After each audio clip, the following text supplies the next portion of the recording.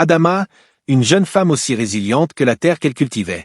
Orpheline dès son plus jeune dans un coin isolé du Sahel, où le sable doré se mêle à la poussière des traditions, vivait à Hajj, elle avait hérité d'un modeste champ d'arachides, dernier vestige de l'héritage familial. Ce bout de terre, battu par le vent chaud et le soleil brûlant, représentait tout pour Adama, un lien avec ses racines, un moyen de subsistance, et surtout, un symbole de son indépendance dans une société où les femmes avaient peu de droits. Adama était différente des autres femmes du village, non pas par son apparence, mais par sa détermination à se construire un avenir. Chaque matin, elle partait avec Saou sur l'épaule, défiant la rudesse du climat et le jugement silencieux des hommes du village. Alors que beaucoup considéraient son travail comme futile, elle voyait dans chaque graine semée un acte de résistance, une affirmation de sa place dans un monde où les femmes étaient souvent reléguées à l'ombre des hommes. Malgré sa solitude apparente, Adama inspirait les femmes du village. Celles-ci, souvent confinées à des tâches domestiques, l'observaient en secret avec admiration. Elle voyait en elle une force discrète, un modèle de courage face aux normes oppressives. Pourtant, Adama savait qu'elle marchait sur un fil tendu, dans ce monde où les traditions étaient sacrées, une femme indépendante était perçue comme une anomalie, parfois même comme une menace. Un matin, alors qu'Adama se dirigeait vers son champ pour débuter une nouvelle journée de labeur, elle sentit son cœur se serrer en découvrant une clôture fraîchement érigée autour de ses terres. Les piquets de bois semblaient défier sa présence, comme un symbole de l'appropriation de ce qui lui revenait de droit. Debout face à cette barrière imposée, elle aperçut Kader, un homme influent du village, assis nonchalamment à l'ombre d'un baobab. Entouré de quelques amis, il riait bruyamment. Lorsqu'il vit Adama, il lança d'une voix méprisante, « Cette terre n'a jamais été à toi. Une femme n'a pas sa place ici. Elle appartient désormais à quelqu'un qui saura la faire fructifier. » Les mots de Kader étaient comme des coups de poignard. Adama sentit une vague de colère et d'impuissance l'envahir, mais elle ne laissa rien paraître. Elle exigea une explication, affirmant que cette terre appartenait à sa famille depuis des générations. Kader, sûr de son pouvoir, haussa les épaules. « Va te plaindre si tu veux, mais sache que personne ne t'écoutera. » Ces paroles n'étaient pas seulement une attaque contre Adama, mais une déclaration silencieuse de l'oppression systémique que subissaient les femmes dans ce village. Déterminée à ne pas se laisser faire, Adama porta l'affaire devant le chef du village. Lors du conseil traditionnel, elle expliqua avec force et clarté comment elle avait hérité de ces terres et les avait cultivées seule.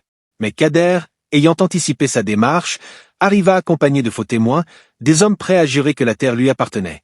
Face à cette coalition d'intimidation et de mensonges, le chef du village rendit un verdict en faveur de Kader, arguant que les femmes ne pouvaient pas posséder de terre selon les coutumes.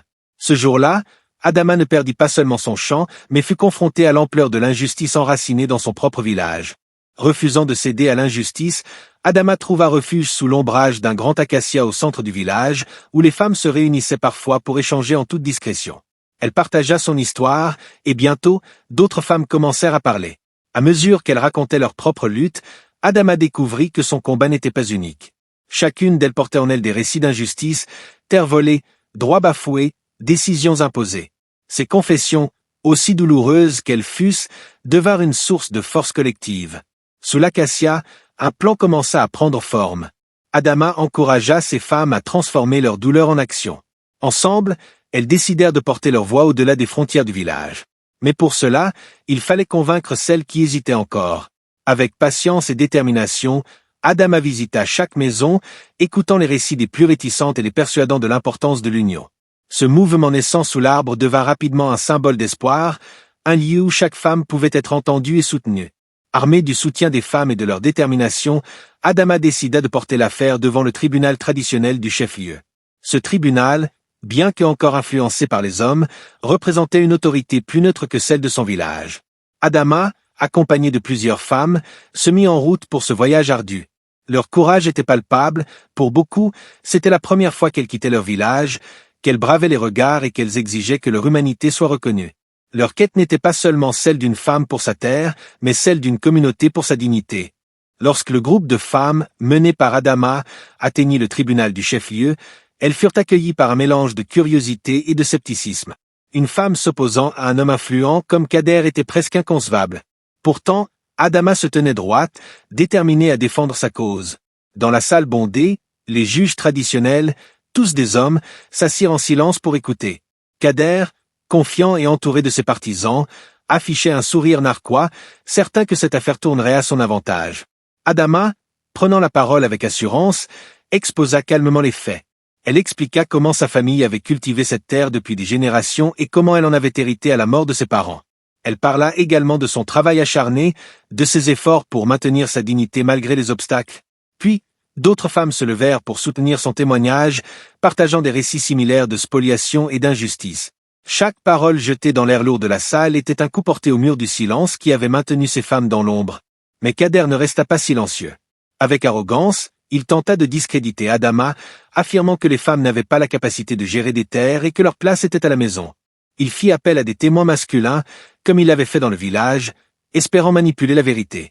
Cependant, les juges, impressionnés par le courage et la cohérence des témoignages féminins, posèrent des questions incisives. La salle devint le théâtre d'un duel verbal intense, où Adama et les femmes qui l'accompagnaient luttaient non seulement pour la justice, mais pour briser les préjugés profondément enracinés. Après des jours de plaidoyer passionné, le tribunal rendit son verdict, la terre d'Adama lui était restituée. Mais ce n'était pas simplement une victoire personnelle. Pour la première fois dans l'histoire de la région, le tribunal reconnut officiellement le droit des femmes à posséder et gérer des biens. Cette décision marqua un tournant, suscitant autant de célébrations que de débats. À leur retour au village, Adama et les femmes qui l'avaient soutenu furent accueillis avec des regards mêlant admiration et hostilité. Si leur combat avait ébranlé les traditions, il avait aussi éveillé de nouvelles aspirations. Sous l'acacia, devenu le symbole de leur lutte, les femmes continuèrent à se rassembler, mais cette fois avec une vision plus large. Adama les encouragea à aller au-delà de leur récit d'injustice et à bâtir des solutions concrètes. Ensemble, elles décidèrent de créer des projets collectifs, un jardin partagé pour améliorer leur sécurité alimentaire, un marché hebdomadaire pour vendre leurs produits, et même des ateliers d'alphabétisation pour les jeunes filles. Ces initiatives, bien que modestes au départ, transformèrent peu à peu la dynamique sociale du village.